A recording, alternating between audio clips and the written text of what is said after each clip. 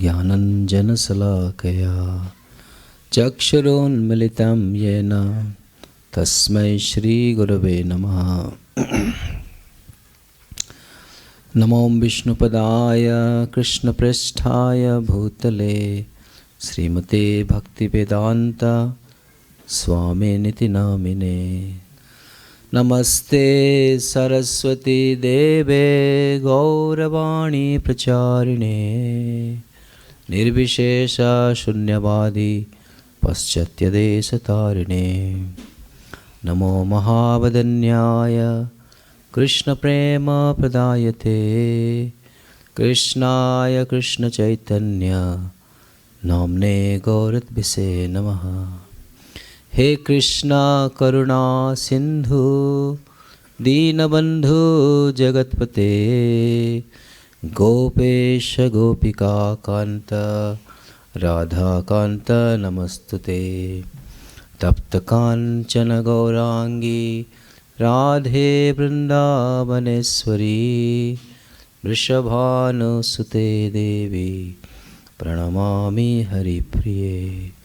वाञ्छाकल्पतरुभ्यश्च कृपा सिन्धुभ्य एव च पतितानां पावनेभ्यो वैष्णवेभ्यो नमो नमः। जय श्री कृष्ण चैतन्य प्रभु नित्यानंद श्री अद्वैत गदाधर श्रीवासदि गौर भक्तवृंद। हरे Krishna Krishna Krishna Hare Hare Hare Ram Ram Ram Hare Hare. Thank you. All the Prabhus, organizers, thank you very much. Thank you all the devotees for coming here to listen on what would I say, glories of Prasad. And thank you for that kind introduction. I wrote that introduction so that people are, the organizer invite me. I didn't know that he's going to read out to the public. Some little bit we try to do in ISKCON so far.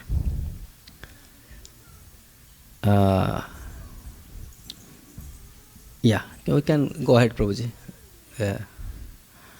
That's Yogi played some outreach we have created, myself and one more devotee in Mumbai, Chopati ISKCON temple, to reach to the audience.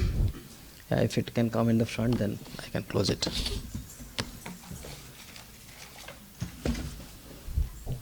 So through this Yogi plate, we're trying to reach to the general audience, mass. A little bit.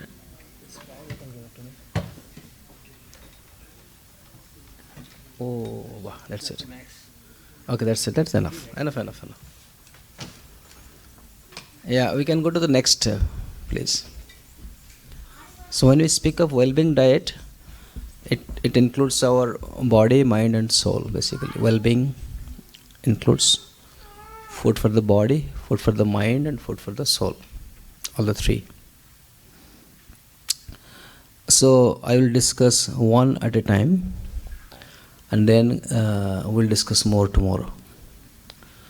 So when we speak about food for the body, why it is important from devotee perspective, we have seen that Chaitanya Mahaprabhu, he sent many devotees to Vrindavan, like Rupa Goswami, Sanatana Goswami, and many other devotees from Bengal. They went to assist them, quite a few number. Goswamis are all mostly more or less from Bengal. Gopal Bhatta Goswami from South India. And in Braj, the main diet is roti, Braj ki roti. Have you heard? And roti is North India. So there was one devotee, I think his name is Satyaraj Khan.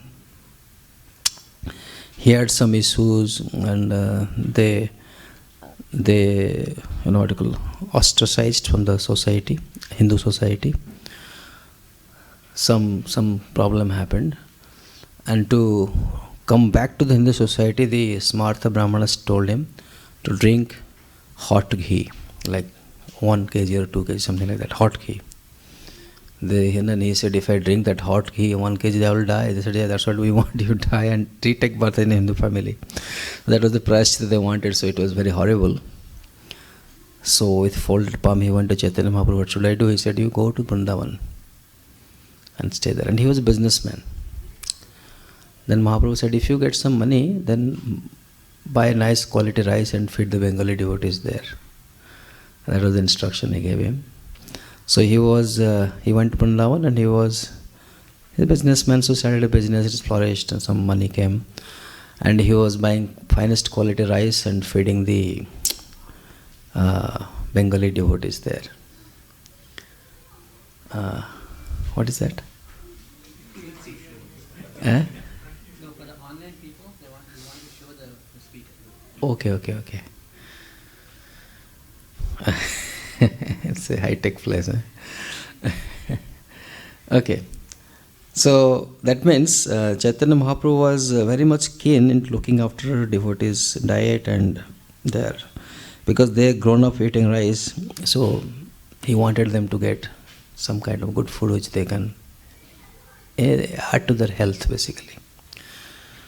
So it looks pretty odd for me when I look at the screen. Anyway, continue whatever you want. So therefore, the diet also has to be designed for a good healthy body, and diet has to be there for the mind, and diet has to be there for our very soul. We'll discuss one after other. So when you speak about diet for the body, these are the aspects we discuss. Organic food, balanced diet, Sattvic in nature, and digestible. Okay. So we can go to the next slide. That is about organic food. I think you have to remove my photo. Yeah. So, came from a plant, eat it, was made in a plant, don't. The plant means trees, and plant also means factories in English. So if it is from factory, please don't eat it. If it is from a tree, plant, then you eat. Why is it so? Because our body, which is made of earth, water, air, fire, ether, is basically coming from Mother Nature. Excuse me. Prabhuji fed me a lot in dinner.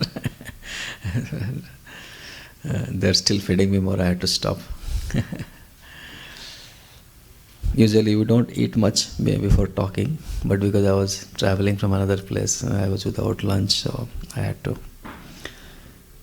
So this is what I'm saying. Mother Earth, she gives our body. Just like any child takes birth from mother's womb, then the mother body prepares the food for the child in the form of milk. And that milk has all the nutrients, all the nourishment that the child needs to grow and survive. Similarly, because our body is coming from Mother Earth, she gives everything we need to survive in this world. All the grains, fruits, vegetables, leafy vegetables, all these things come from Mother Nature. And by eating those things, our body gets nourished and we survive. We grow. There is progress, there is growth, there is sustenance. So all this food is provided by Mother Earth. Now, the factory products has what Mother Earth offers, it is there, but also it has additives, chemicals, preservatives, acidity regulator, all those things, taste enhancer. These are all chemicals, right? All of us know it, more or less. So, if I offer you, in your hand I give you some of those chemicals. Okay, just the chemicals, not the potato chips. It comes with the chips, Lay's chips and other things. I don't want to target any company, just for an example I gave. So if I take out the chemical, only the chemicals, I put it in your hand and ask you to eat it, what will be your reaction? You'll put it in the mouth, what happens next? Yeah, please tell. What will happen if I give the chemical in your hand and ask you to eat? It has some reactions. Probably thinking like a scientist. Chemical reaction. Eh? Throw out, that's the reaction. Instantly will spit it out. Nobody will be able to hold it in the mouth. Huh? That's how it is. Because this is not designed by Mother Nature, where it is alien to us. This is not our food. So what happens, it is explained by many researchers, they say, like our brain, our stomach is the second brain. As much neurons are engaged there to analyze what we eat. This total scanning system. Actually we eat food, we take it inside, but actually we don't take it inside. The baby, when it grows in the womb of mother, initially it's like a tube, small tube. The tube is basically an elementary canal. And around that tube the body grows. So our body is outside this tube. The tube is like a highway, it is passing, and something enters from here and comes out of the anus. The whole passage is like a passage, it's a passage, elementary canal. Canal means what? Something that is a passage. It's like a highway. We put things here, it comes out another end. And in between, the body, whatever it requires, it catches from that food. It absorbs from that food. But before absorbing into the body, there's a lot of scanning happens. A lot of right or wrong, all these questions are asked again and again. And if the system finds that something unwanted is there in the food, then a lot of question answer goes on. So normal digestion gets affected. In the sense, while accepting certain natural nutrients which comes in the food, if the unnatural things are there, then the digestive secretion may stop or may not be appropriate. So many things may happen. And as a result, our digestive system gets disturbed in the long run. So much so that this questioning right or wrong leads to cancer basically. The carcinogenic is something that is unwanted, unidentified growth within the body. So those things, this is the origin of cancer. I was speaking this kind of idea to many classes, but recently actually I met an oncologist who is quite a big position in America. I met him in Los Angeles. I forgot his name. Doctor. He's like PhD in that field. And he actually said the same thing that I speak regarding food. And he wants to, because he has met so many cancer patients, meeting cancer patients is not an easy thing every day. That trauma you have to feel, you have to see. It is not easy. So what he wants to prevent cancer by proper dietary methods. And we spent around half hour discussing if that is something possible. And he wants me to work as a team. So it's a meeting. How far it is going to go, I don't know. But at least this much I know. If we eat pure food, organic food, then we can very much avoid this horrible disease, cancer. And earlier when I was a child, I'm speaking about 70s, early 80s, we would hardly hear if anybody gets cancer, hardly. But nowadays it is so, everybody hears somebody very close, in the very close circle, we know somebody is getting, and right in front of us somebody is actually leaving body. Right? Each of us have this experience. Suddenly, cancer. It is there is a train in Punjab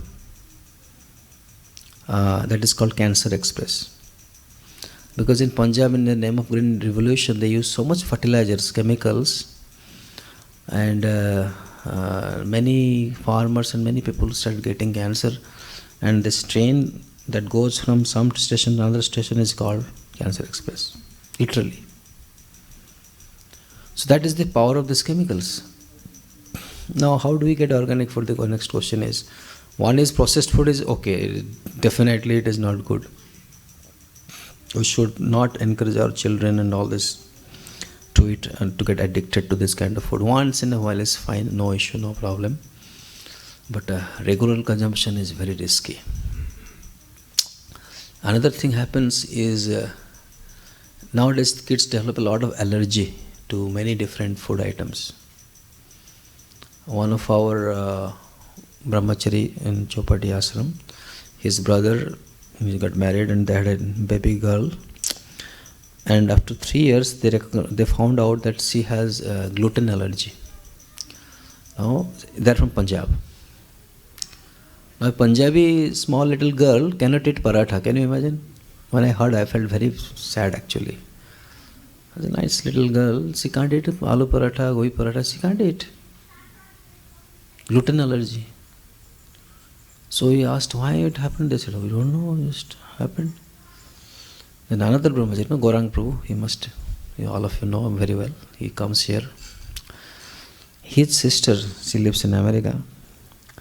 She was working in All India Medical Institute in New Delhi, number 1 medical college in India. And another brahmachari asked her why these kids are getting so much allergy nowadays. And she said a similar story. She said when the mother is pregnant, she carries the baby in the womb, there is a lot of hankering to eat things. I remember my sister, she married, she went to in-laws home. And in our state, I don't know rest of India, I am from Odisha. Our state, when the girl, she becomes pregnant, she sends a letter to the parents, her own parents, saying that I need pickles. That is how she's a little shy to tell that she's carrying a baby, from our own home, little shy. So the letter that comes is, I need pickles. Can you please send me pickles? That means there is celebration at our home. She is now carrying a baby. So not just the pickles, it's called bhara. Bhara means loads of food. So many varieties of foods are cooked. Some cooks are called outside. They cook many different things, sweets and salty, many other different things. Along with pickles, it is sent to her home. Because during that time they get a hankering to eat. So all different kind of pure food preparation made in ghee and all those things are sent. But in modern setup, she was telling, Gaurangpur sister was telling, now the nuclear family, they go to cities and there is, even if we know that, suppose my sister lives in America, we are in India, and she says, I need pickle, so how can we send, we send some money, buy it in America, or something like that. So practically it is not possible nowadays. What happens, because nobody is around, so they buy a lot of this potato chips and this and that, and they eat those things with chemicals, and then the child, suppose they eat potato chips a lot, then with potato chips those chemicals come, then the child body recognizes that this potato chips is dangerous. It's dangerous, setup. So it develops the allergic towards potatoes or towards gluten, whatever it is. So the good becomes bad. That is allergy basically. So she was explaining like this. Then what happened, this brahmachari who asked her, he calls back to this girl's mother who had gluten and asked her what you were eating when the child was in the womb. He didn't ask her directly, but I think in a gathering where their father, mother both were there, he asked.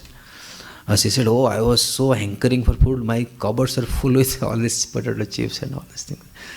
Of course we didn't tell that it's her mistake. She didn't know, she was in ignorance. So these processed chemical foods are very dangerous. Now the next is, what do we find in organic food? Now in the agriculture also we are putting so much fertilizers, chemicals, phosphates, nitrates and all those things. They also enter the food cycle. So right now we don't have any solution for that. We have to eat something to live.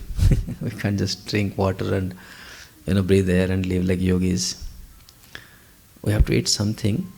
So what best is, maybe you have to wash the food grains and everything again and again. And the organic choice is available in market. In America, everything is available.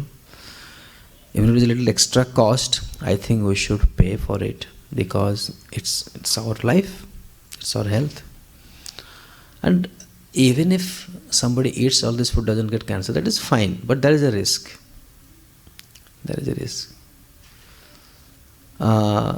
So why to live in risk? Already life is so much full of risky things.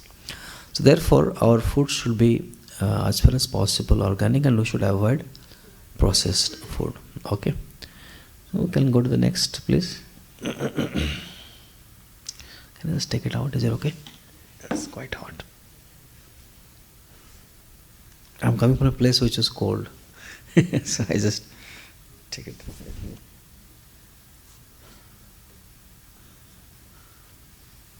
Okay, fast and fast foods. I've already explained. Let's go to the next.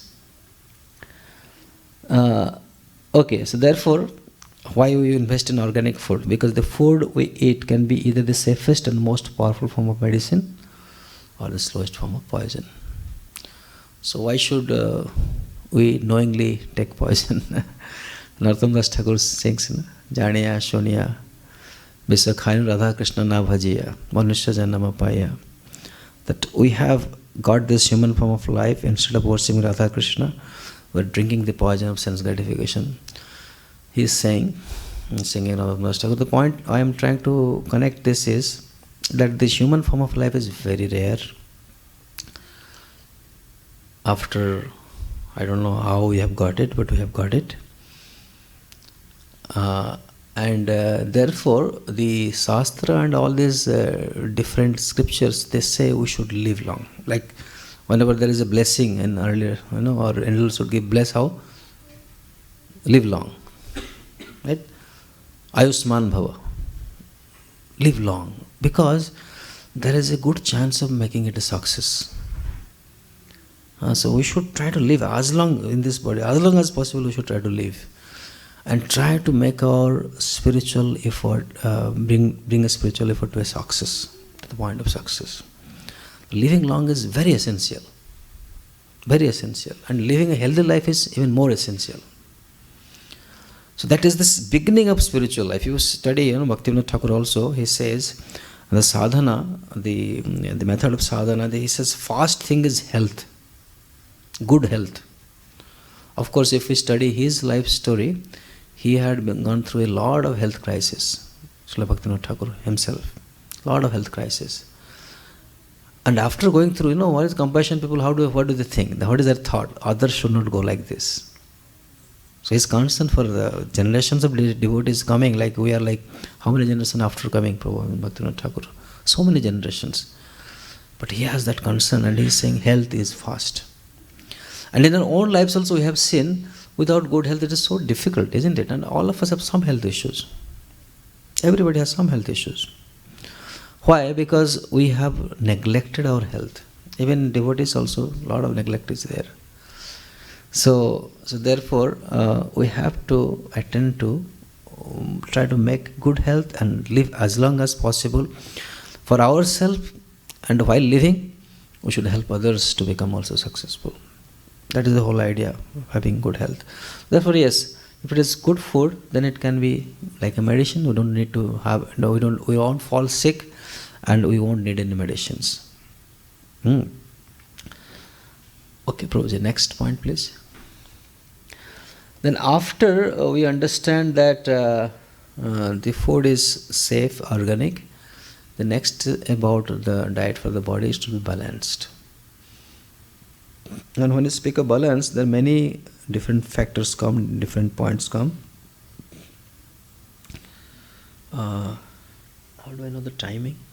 It's there, 8:15. I can go on till 8:45. You will take 15 minutes question answer. Okay. So you don't have to eat less, you just have to eat right. So there are many people, there are many modern diet plans come where they say absolutely no sugar or absolutely no fat, no keto diet, no carbohydrates, zero. Remove it completely from your diet and you will feel healthy.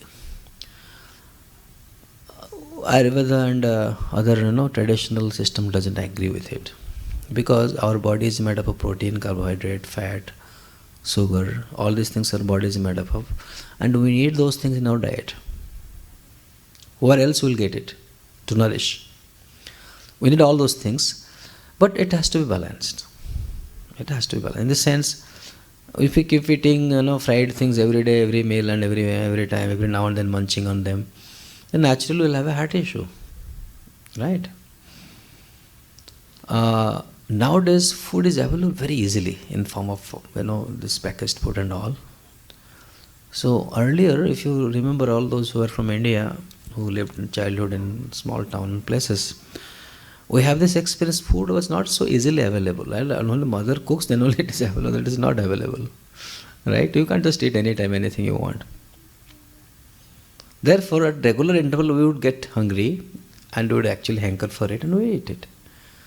And because mother cooks always, she can't give you fancy food all the time. In fact, she wants to offer you healthy food only, so that the child is healthy, right? So therefore, even if there is some sickness or something happens, and even now and then, it is okay. Life goes on. In healthy times, we have proper hunger, right? And proper sleep, proper rest, everything. So what happens if we don't balance, just eat anything anytime? Then even if it is organic and pure product, it's not going to help us. Then we have to cut down. Now there is a heart issue, there is a triglycerides and this and that. Then now cut down on frying. Yeah, that is required. I am not against it.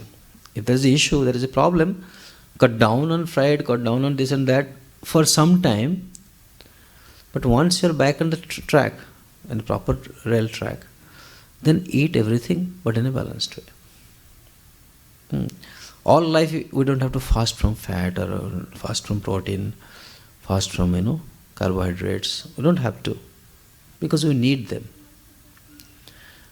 People who follow certain pattern of that kind of diet, I have seen their body looks different, very frail and different. They look different during that period of time. When you come back to the normal food, you look normal. Have you seen that? Have you observed it? It is very clear. So therefore, we have to have a balanced diet where all these things are taken care. Next balancing factor is the quantity that we eat, and Ayurveda has a lot to speak about it.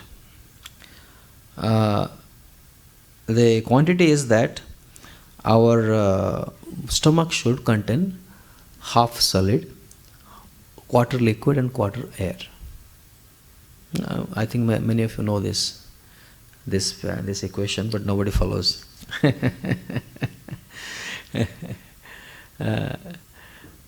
Just like because I cook a lot, I have seen the blender, the mixie in which we blend sometimes coconut chutney or something.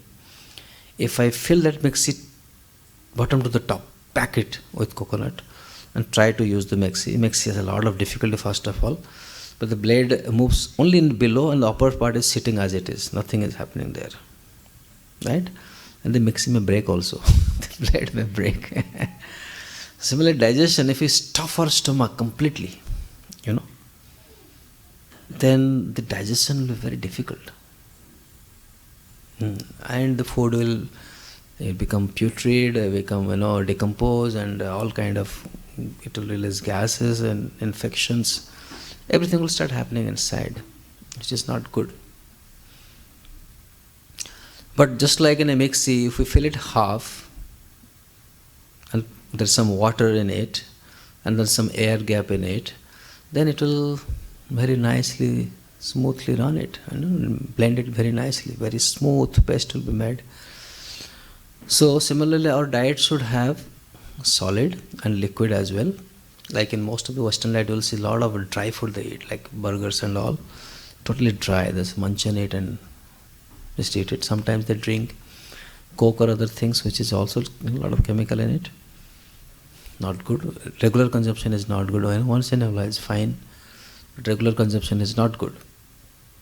So our Indian diet is very simple: rice, dal, sabji. So it has liquid part in dal, in the form of dal. So bread and soup is fine. Only bread is not good. Similarly, we have some liquid item in our diet, and all combined should not more than be 3/4 of our stomach. 1/4 should be left aside. So somebody asks, then how do I know when to stop eating? Starting is easy, stopping is difficult. The answer is, suppose you are served some prasad and one roti you ate, second roti you finished, third roti you finished, fourth you're thinking, should I take the fourth or not? You're thinking like this in the mind. The moment that thought comes, you stop taking the fourth one. You're thinking, should I take the fourth? Don't take. That's where you stop. If you take the fourth, then there is a problem. So, internally, our body tells us a lot of things, we have to listen to it. Listen to it. So, therefore, it is said in Ayurveda, it is better, always it is better to remain little hungry than little full. Now, all the time a little full, right? Somebody offers a sandesh, Prabhuji Mahaprasad, can you take? Oh, I'm full, so little bit we take. Because the point is, we have not followed a certain pattern. If we follow little hungry, then we can take that sandesh, no problem, because after 2 hours, I can be little hungry. Right? So, if you remember your childhood, most of us, we would always be hungry. Right? As a child. I don't know how many of you agree with this, but at least in my case, I was always, as a child I was hungry.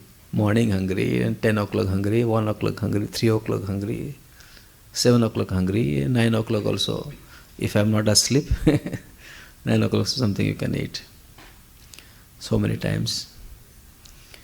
So, where is that hunger has gone? Where that hunger has gone? Many reasons. One is that we are not playing like a child anymore. Child plays a lot, physical exercise, so hunger comes back quickly. So there has to be a balanced exercise, then balanced diet, eating in a way that we feel a little hungry afterwards. And there has to be rest also in the night time. There's good rest and good exercise, then good exercise will lead to good digestion. When there is digestion, the rest is very nice. So without rest, we can't feel hungry also next day, right? So all these three things has to be an integral part of our life, no matter who we are, what we are doing. It is everybody's business to find the way out to do these things. If we say we are busy, not available for exercise or this or that, no time to sleep and all those things, then it is very difficult. Then be prepared for a bad health. And we don't want it. Nobody wants it. Okay. So the next part is then what we said, a balanced diet should have the ingredients like fat, sugar, protein, carbohydrate should be in the diet in a balanced way. And the quantity should be balanced. And that should be hunger. That should be hunger. Then it is a good lifestyle. The next is, I'll go to the next. So the food is should be organic, should be balanced. The third is, the food should also be Sattvic in nature. I will speak more about it tomorrow. And elaborately will speak what is the food in mode of goodness. But it is sufficient to say it right now that of the three types of food, Sattvic, Rajasic, Tamasic, Sattvic and Rajasic food are cause of lot of sickness and disease. Whereas Sattvic food gives a healthy body. So we'll discuss about this aspect more tomorrow in tomorrow's class. So I won't speak much about it, but just the idea that Sattvic food gives a healthy body, whereas Rajasic and Tamasic food creates a lot of sickness in our body. So therefore our food should be Sattvic in nature. So it should be organic, balanced, and top of that Sattvic. The next is it should be digestible. Now just like there are Sattvic, Rajasic, Tamasic food, which is three natures of modes of material nature, Similarly, there is another three nature that we discuss is Kapha, Vata, Pitta. Okay. Now, even if it is organic, sattvic and balanced, if it doesn't match our body nature, we will not be able to digest it. So this is the Ayurvedic principle that we're speaking. Little Ayurveda comes here in the picture. That we have seen, there is said in, I don't know whether it, in English there is a saying, one man's food is poison for other. Have you heard this? Huh? Very commonly known. So chapati may be, very nice food for me, but for some other it is not. It's like poison.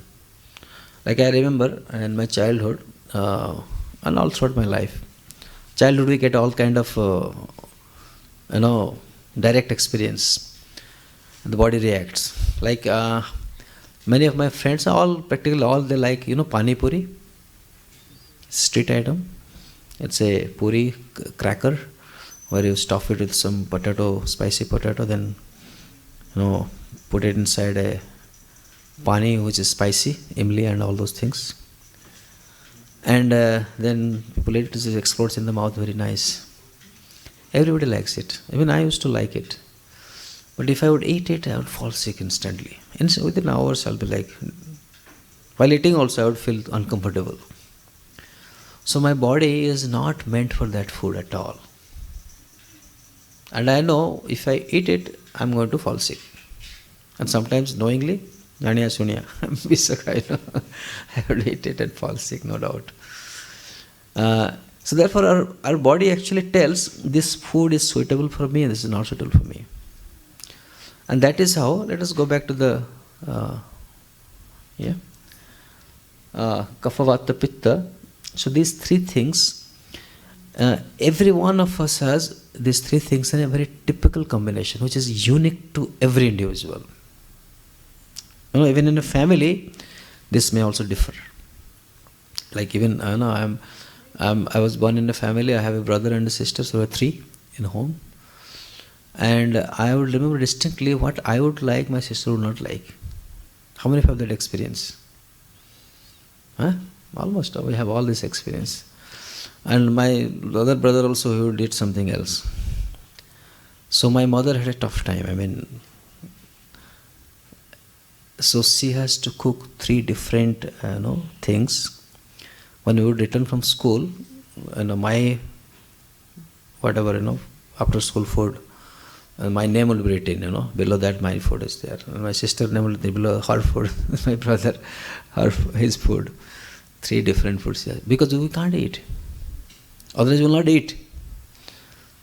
So the nature is so unique. Within a family also it varies actually. Why is it so? So the Ayurveda explains this Kapha, Vata, Pitta, actually it is called three dosa. Three dosa. And dosa, if you hear the word dosa, means fault. It's a faulty thing. Why these are called dosa? Because any one of these, Kapha, Vata or Pitta, when goes out of balance can kill us. Destroys. That famous Mukundamala Strota by King Kulasekar. Prabhupada used to sing that Prana Prana Kale Kapha Vata Pitto Kantavarodha Kutastha Smarami. He's praying to Lord Krishna that at the time of death is Kapha Vata Pitta, they go out of balance and they choke me from all different angle and there's a lot of pain, a lot of disturbance. Old age, all these things, they create a lot of havoc. In that situation, how will I be able to remember you, Krishna? So now I'm young, everything is fine. Please let me leave my body. He is praying very intensely. Mukundamala Stota, King Kulasekar. Prabhupada used to sing it with a lot of feelings. So, therefore, these are called dosa because any one of them, when they go out of balance, can actually finish us, destroy us. Therefore, but when we take birth, when we are conceived in mother womb, this Kapha, Vata, Pitta, the combination, we have a typical combination for each of us, and that combination actually protects us. That particular combination that we acquire from nature that protect us. And when we go out of balance of that nature, that combination, then there is sickness, there is disease. Then one may ask how these three things, those in a particular combination protect us or give us health. Then the Ayurveda explains, it's like Radha Nil Madhav ki jai, Gaur Nitai ki jai, Jagannath Baldev Subhadra Mai ki jai, Lakshmi Narasimha ki jai, Sitaram Lakshman Bhavan ki jai, all Ayodhya Vrindavan, Puri, Navadvip, Mayapur and Narsingha Kshatra, everything, all in one. Jai. So how this combination, a typical combination protects us, or it's like, then I will explain, it's like, just like poison in a snake doesn't kill the snake. It is poison actually, but doesn't kill the snake. In fact, that poison protects the snake from outside attacks. Right? It defense system. It is a defense system. Similarly, these three combination, the typical combination of kapha, vata, pitta for a person, although it is poison in one sense, but it protects. The moment we go out of balance, then very same thing can consume us. And we become sick. So therefore, knowing our nature of our body is a very important thing. I think Navakishari Mataji, she speaks about these things, right? How to understand this nature. It is required to know. Especially nowadays, when we moved away from our natural life so much, consuming so many, like earlier there used to be things available according to season. I remember I used to eat cauliflower only in November, December, January. Right? In the winter time, I never ate cauliflower all rest of the year. Similarly, all the vegetables, all the fruits come in the season we eat. That protects our nature. Our kapha, vata, pitta, it protected because it's the mother nature, she gives, just like the neem tree, just before rainy season, in the summer time, fresh leaves comes, fresh buds comes, fresh flower comes. Have you seen neem trees like that? And that is the time you have to take out those birds, the fresh leaves. There are very beautiful preparation made out of that. The rasa, I will speak about it tomorrow, more about it. And when we eat that, suppose we eat that, then the rainy season, lot of bacteria and all those things, they grow because of rainy season. Water is the main source of all life. So all these infectious diseases, they grow a lot in rainy season. So when we eat this neem preparation before rainy season, when it comes on time, then we don't fall sick. We can fight it during rainy season. So if we eat, nature provides. Mother nature, she provides what we need time to time. And now in the supermarket, everything is available all the time, frozen this and that, and we eat all the things all the time. So there is a risk. There is a risk. So somebody is asking, how do I know what is seasonal? Then the answer is, whatever is cheapest in the market, that is seasonal, because it is growing more at that time. But that's not the right way to detect. Sometimes the cause and demand and all these things, equations, we don't know what is going to, because something is excess in the godown, they sell it out at a low price. We may not know, but the best is, actually we should find it out. Like now I went to Prabhuji home, they gave me nice fresh fruit. They said locally available and this is growing right now, this season. So nice, we can eat that.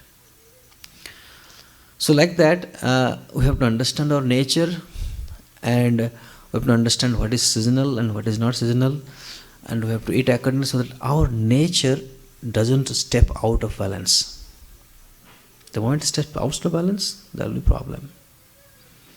So therefore, knowing our nature, and then this kapha, vata, pitta combination also decide the spices in our food. Cooking comes into picture now. Suppose I have a kapha problem, kapha pradhan, then my food should have little extra ginger in it. Just one example. Okay. So like that, everybody's spice may vary. Now, when I cook my own food, you know, when I cook my own food, my hand will flow naturally the way my body wants the spices, for example. I will add the quantity of ginger exactly as much as my body needs. It will naturally flow from my hand. Pepper, chili, ginger, or spices like cumin powder, coriander powder. All these things will naturally flow from my hand depending on what is my nature, isn't it? Therefore, earlier times, especially the mendicants, the sadhus who travel a lot, I can relate it more nowadays because I'm traveling a lot. Because everybody is home, they have a different food depending on their family type, nature, family nature, naturally. So no complaints. I'm just explaining situation. So earlier the sadhus, they would insist that they cook their own food, right? Even this Brahmana who came to Chaitanya Mahaprabhu's home, Jagannath Mishra, Sachi Mata, who can be more pure than them? People say about the mind will enter the food and it will contaminate and all those things people speak. That is okay, that is one factor. I am not against it or for it. But the thing is, who can be more pure than Jagannath Mishra and Sachi Mata? Father of God, Chaitanya Mahaprabhu, Supreme Personality of Godhead. And they're so fantastic. I mean, we can't even, no terms can actually measure their purity and their qualification. But this Brahmana, he enters, nobody knows from where he came. This Brahmana is a mendicant is coming from, nobody knows his background or whatever, and he's saying, I will cook, I will not allow you to, I will not eat from your hand. Why? In other way, these Brahmanas, they of course, he humbly was asking, he was not demanding. He was saying that I would cook for my Gopal and all those things. But the idea is that when you cook for yourself, your body will accept it the best. Isn't it? Isn't it? So he was cooking in Mahaprabhu's home and Chaitanya Mahaprabhu would come and eat and all the pastime we know. Another person who knows what suits us the best apart from ourselves is, can you guess? Mother. Simple. She knows. Why? Because we come from her body. Who else would know? So therefore, for the ladies who try to, all of you may be trying to impress your husband, you cannot do it because you don't know. You have to surrender to mother-in-law, like it or not. Because she knows, she has the key. So just do what she is doing. And one day she would say, I'm remembering my mother while eating food. And that is the closest. That is the closest. She knows us the best. Therefore, Mahabharata actually says, one should only eat food from mother, from wife, and from daughter. It is explained in Mahabharata like that. It's very important. Thank you. Thank you. So yes, therefore, this Kapha Pitta combination and this using of spices and cooking our own food is very important. If we eat outside, in the restaurant, other places, they'll never know what is good for us. Apart from pleasing our tongue, nothing else is going to help. Nothing else is going to help. It is very dangerous actually. Very dangerous to eat regularly from outside sources. It has to be in family. So therefore, our family kitchen should always be busy. It should always be busy. That is very much a necessity. Okay, we'll go to the next. What is food for the mind? This also I will discuss tomorrow more. I'll just a little brief, 5 minutes I'll speak. Then we will close today's session. I'll speak about mode of cook and mode of server. What should be the mode of the cook while cooking? This always people ask this question.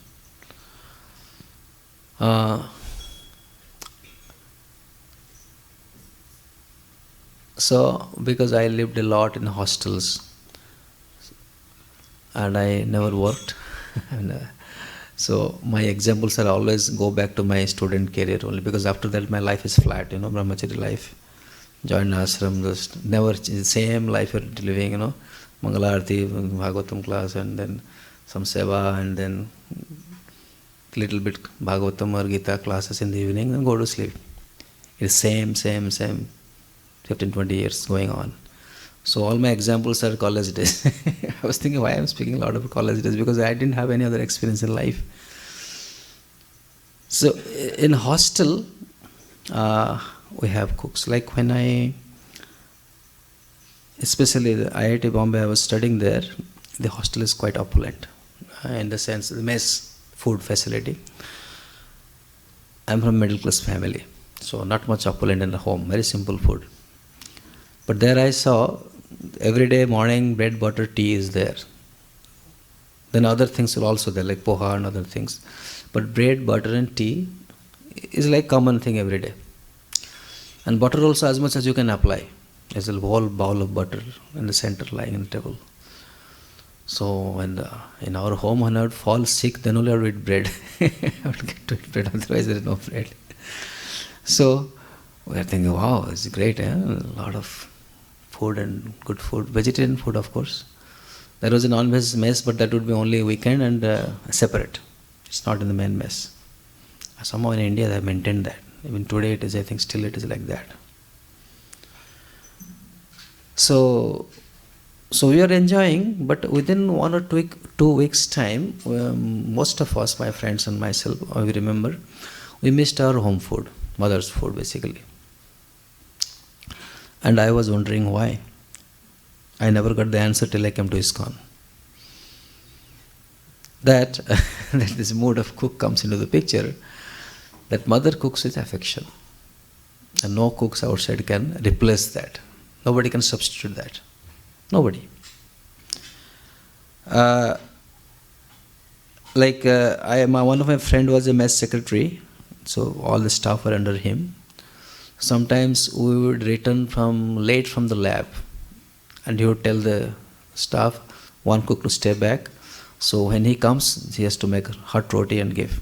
The mess secretary, so he had that privilege. So we are there. Once I was with him, so he told him to keep some 5-6 rotis ready. The dough ready. So he kept like that. But while we were eating, we were very hungry. Then he said, I want some more rotis. So his face little, become pale. First of all, you are coming late. Now you are asking more roti. What is this? You brought another friend with you. So, but he can't say no because he's an employee. He's working under him. He's the boss. So he had to make little extra dough and roll it and bring it. But his whole mentality, that vibrations, was so negative that we didn't feel encouraged to eat. I remember this kind of things happen. Everybody has this kind of memory, more or less, in some situation. So when he brought those extra rotis with that kind of attitude, feelings, those feelings entered that roti, basically. And when we eat, we don't feel like happy. We don't feel happy about it. But imagine you are studying very hard in library and you went back home, it was a little late, and your mother is serving you some rotis and you say, Mama, can I have one more roti please? What will be her experience? Jai Shri Radha Nilamadhava ki jai. Srila Prabhupada ki jai. So what will be the mother's reaction to that one extra roti that we ask for? She'll be very happy, isn't it? And she would ensure that you sit on the table or chair or floor, wherever you are, till she makes another roti. Just wait, hold on, don't get up, eat slowly, I'm getting one more. And with so much affection, she'll bring that extra roti. You will feel like eating more, right? Can I have one more, and she brings and you keep eating, instead of half stomach, full stomach. Still you will digest it because a lot of happiness is there. So when that roti comes, the mother brings the roti, extra roti that comes, we cannot call it roti or bread. We cannot call it, because if you just say it is just a roti, then it is actually an aparadh to mother, a disrespect to mother. What is coming is mother's love. It is love that is coming, not the roti, right? So that affection nourishes our mind. That affection nourishes our mind, and the food nourishes our body. But if the mind is not happy or satisfied, then that food cannot nourish our body also. Therefore, the cook or the mood of the cook is so important in cooking. It's very important. And we should never stop cooking in families. Never. That will be a very, very horrible situation if it happens. So, our humble and kind request is keep the kitchen fire on all the time. And this is the spirit with which the food is cooked for family, for God, for Krishna. It is said Gopal Bhatta Goswami, Radha Raman appeared to him, and they started a kitchen to cook for Radha Raman. That fire which he started, Gopal Bhatta Goswami, is still on. They never set off the fire. It is that chulha is always on. Some cooking is happening. 500 years have passed, it is on. It is never extinguished. With the kind of love the devotees maintained to serve Radha Raman. So why the deity will not be happy, Why he would not give so much of blessings, whoever comes there? Anybody comes to Radha Raman temple, they receive a lot of blessings. Very strange and mystic place. Whenever you go, you just receive some mercy there. The deity is very happy. Although darshan is closed most of the time, still you get darshan there. Isn't it? Anybody has missed Radha Raman darshan here? I don't think. I'm confident. You don't miss it. Just go there, you have it. So therefore, the mood of the cook is very, very important. Some simple examples I gave. So please try to understand. These are very important aspects. It nourishes the mind and the body. Outside food, it will never nourish our mind, and the digestion and the prakriti, everything will be out of toss, out of balance. So once we accept this, then the next is the mode of server. Similar, while serving, our attitude should be out of affection, love, we should be served out. Like in our festival days in Chopati temple, we would cook big feast. Sometimes 9, 10, 11 course. Those days were good days. Nowadays we have budget, it is going down, so not able to cook that much. But earlier, every festival, huge cooking. 7, 8 years we cooked like that. And some guests would come around 2,500 to 3,500, sometimes 4,000. Maharaj, if Maharaj is, Radha Swami Maharaj is there, then it touched up to 4,000 people would come. And in a small temple like Chopati, filled with people. And everybody is happy, and prasadam we cook, they serve. So what happens sometimes, the servers were serving, suppose it is sweet rice or some kind of pakoras, nice pakoras. When they see the queue is very long, their hands would not go to serve.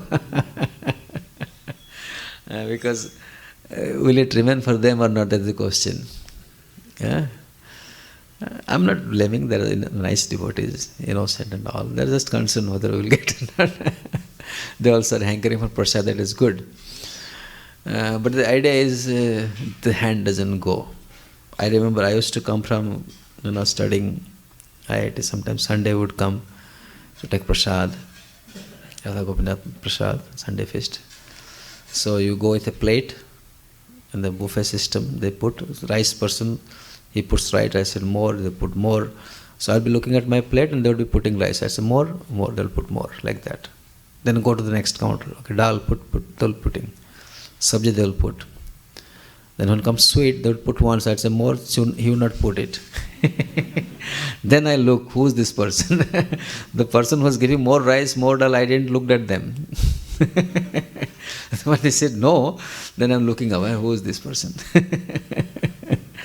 So our life is like that. As much as God is giving us, we said, okay, we carry on life. When He doesn't give, then what is happening? Sweet is not good for health, that's why. But anyway, the point is we have to serve out happily without trying to keep for ourselves. Then the person who's eating also will not feel any, they'll feel a little happily and it'll be nice. So that's how we have to maintain our mood while cooking and serving. Mind and digestion I'll discuss tomorrow.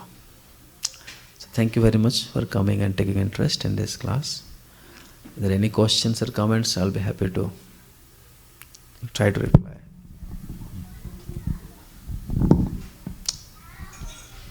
Any comments or questions?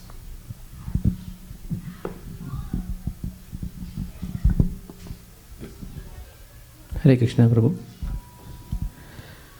So you said that seasonal food, summer, winter, rainy, but here 9 months is winter. Yeah. So that is the way out. No? Winter means, and then we have to find out what is right. We have to find it out.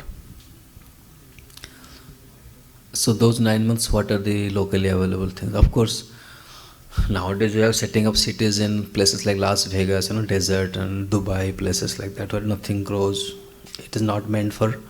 These places are not meant to live actually. Honestly speaking, according to Shastra, those who are very sinful that take birth in such places where nothing grows. And as a result, they are forced to kill, violence, and all those things. That's the nature of people who take birth there. They rob each other, kill animals to eat.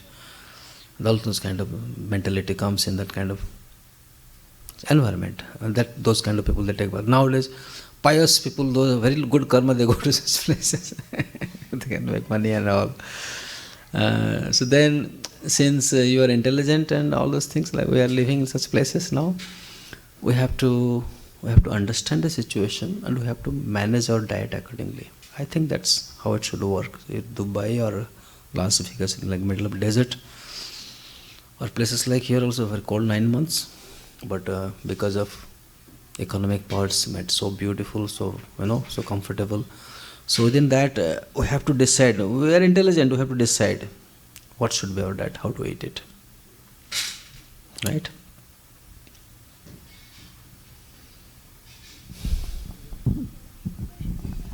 Hare Krishna Prabhu. So you talked about this Vata, Pitta, Kapha, Prakriti or Dosha. So does it remain same throughout the life, like childhood and adult, or does it change, or can it change? It doesn't change.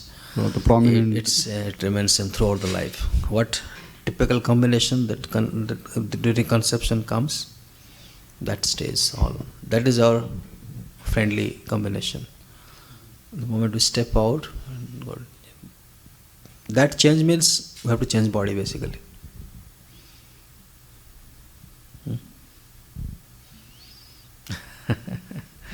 Okay.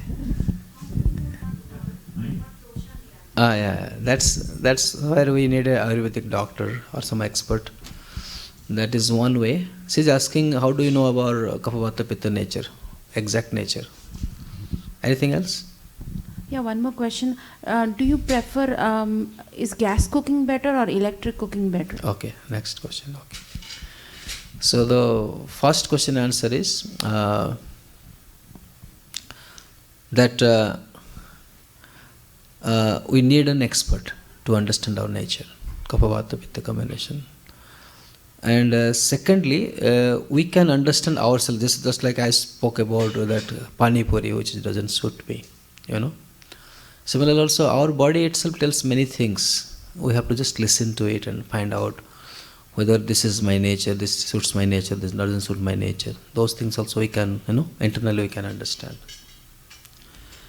And regarding the second question, electric or gas is better? Best is the wood fire. Because why? I'll tell you why.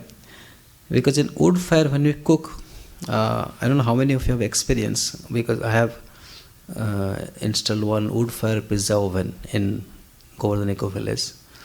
So we have experience of cooking with wood fire. And also for Maharaj, sometimes we cook wood fire. We were not able to do it every day, but many times we did. So what happens? In wood, there is heat, there is also smoke. Sometimes the smoky food is good, And the third is, it has also moisture. When you one wood, and there's some sounds, tick, tick, tick, tick, some sound comes. Have you heard the sound? That sound is basically moisture. So it creates a moist environment, and there is heat also below. So there is a very natural cooking happens. If you think about a pizza oven with a wood fire, what happens? The wood burns, it creates a moisture within the oven, because the moisture comes out along with the heat.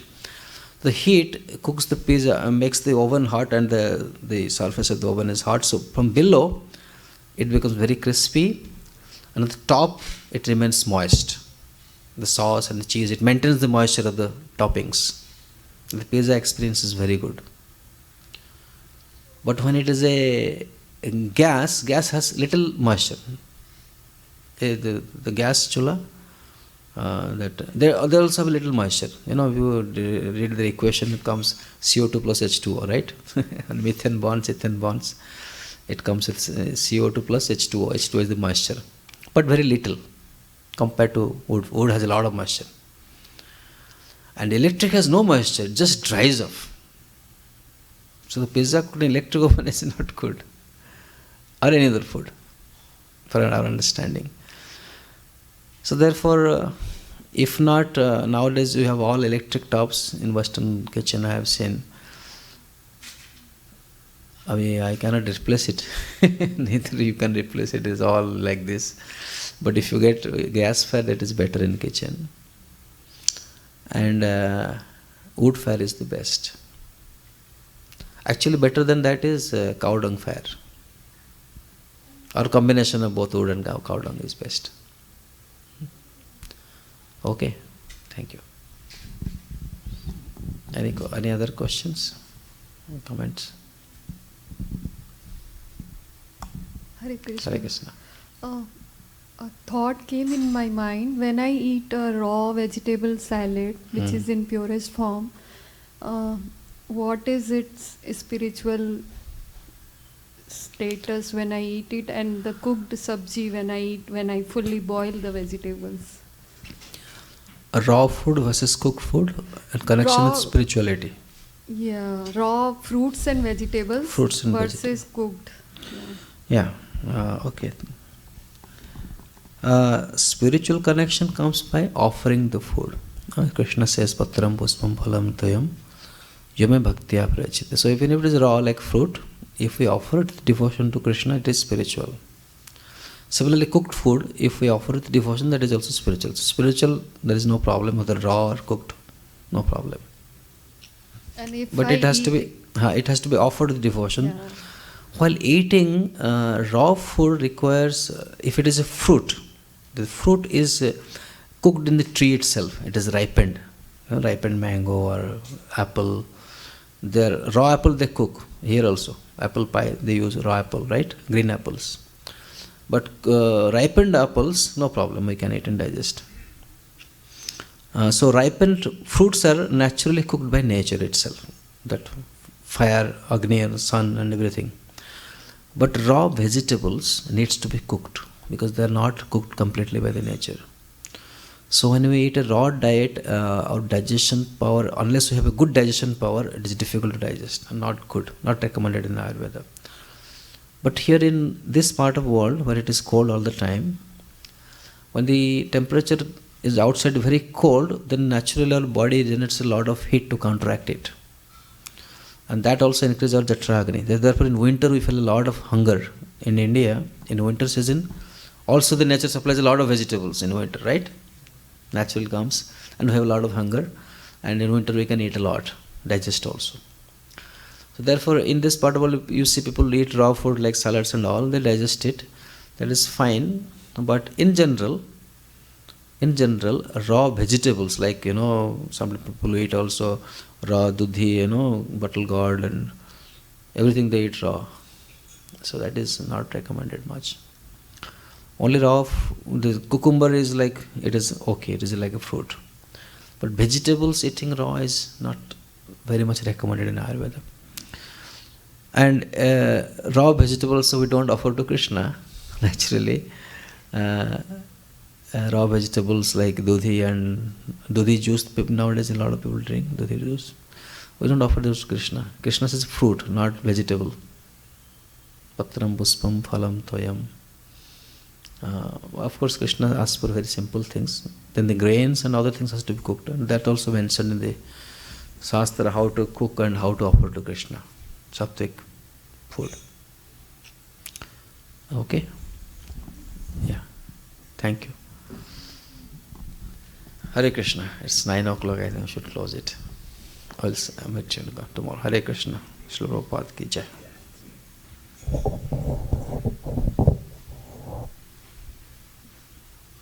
There's no switch on this.